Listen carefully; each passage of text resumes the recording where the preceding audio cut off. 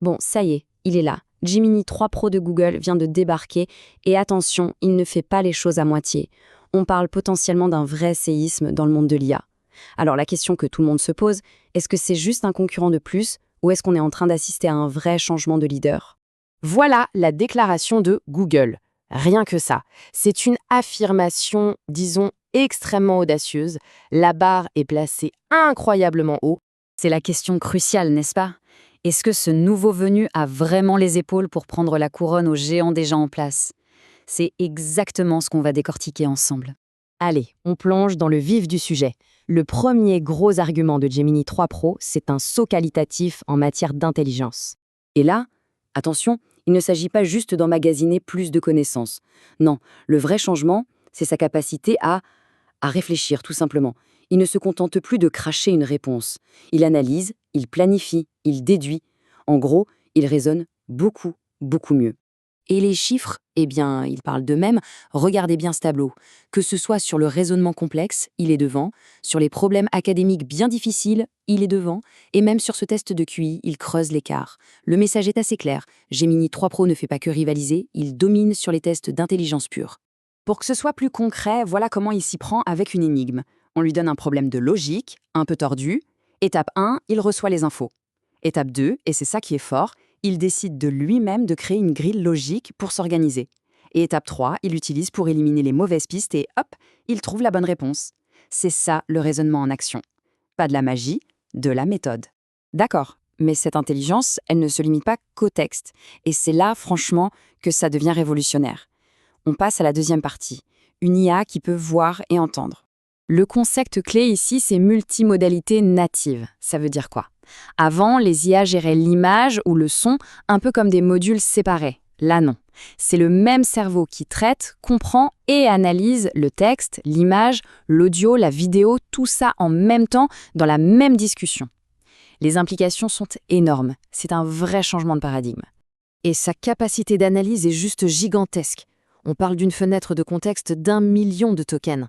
Mais le plus malin, c'est qu'il est capable d'optimiser les fichiers. Une vidéo de plus de 2 heures qui aurait dû prendre des millions de tokens, il arrive à la compresser pour ne garder que l'essentiel. Il ne lit pas bêtement, il synthétise à la volée. Et voilà un exemple qui est juste bluffant. Quelqu'un filme une présentation de 2 minutes sur un concept de jeu, il envoie la vidéo à Gemini avec une instruction toute simple, créer ce jeu. Regardez le processus. D'abord, l'IA regarde la vidéo, elle écoute ce qui est dit, elle lit le texte à l'écran. Ensuite, elle digère tout ça pour comprendre le concept du jeu, les règles, le design. Et enfin, elle écrit le code complet et fonctionnel du jeu. On passe d'une vidéo à un produit jouable. C'est dingue. On arrive donc au point crucial. Gemini, ce n'est plus juste une fenêtre de chat dans un coin, c'est le cerveau qui vient se greffer à tout un écosystème d'outils. Ce tableau résume bien la différence. On quitte l'ère du chatbot isolé où il faut tout copier-coller pour entrer dans l'ère de l'IA intégrée. Une IA qui vit dans nos logiciels, qui a accès à nos fichiers et qui peut enchaîner des tâches complexes. Et pour voir ce que ça donne, cette démo est la plus folle. L'instruction est simple, mais la tâche est immense. Créer un bureau de Mac fonctionnel avec des applications qui marchent. Le résultat est juste stupéfiant. En moins de 2 minutes, Gemini a généré le code pour un bureau complet.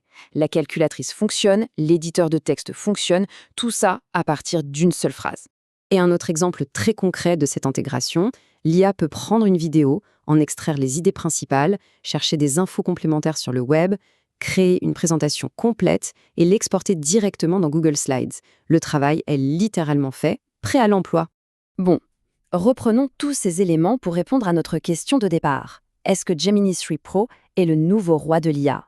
Le verdict doit être nuancé. Là où il gagne, sans conteste, c'est sur l'intelligence brute, le raisonnement pur. Sa capacité à comprendre la vidéo et l'audio est unique en son genre. Et bien sûr, son intégration dans l'écosystème Google est une force énorme. Par contre, il n'est pas parfait.